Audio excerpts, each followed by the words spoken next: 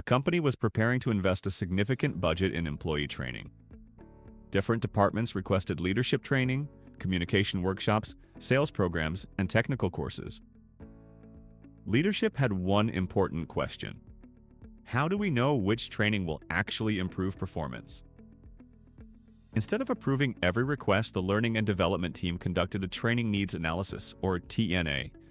They met with managers, observed employees at work, analyzed business performance, and identified where the biggest gaps actually existed. What they discovered changed their entire learning strategy. Some teams genuinely needed new skills. Others were struggling because of outdated processes, unclear expectations, or limited resources.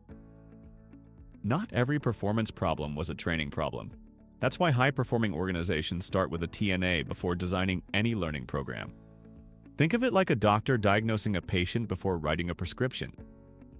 The right treatment depends on understanding the real problem. A simple TNA framework starts with 3 questions.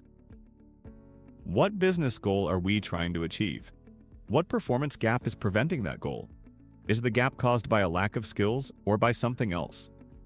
If the answer is a skill gap, training becomes the right solution. If the root cause is poor leadership, broken processes, unclear communication, or inadequate tools, the solution lies beyond the classroom. That's how organizations avoid spending their learning budget on programs that won't solve the real problem. Training should never be the starting point.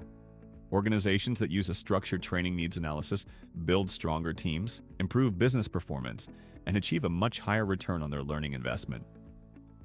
At GoTezu, we believe every successful learning initiative begins with understanding the business challenge before designing the solution.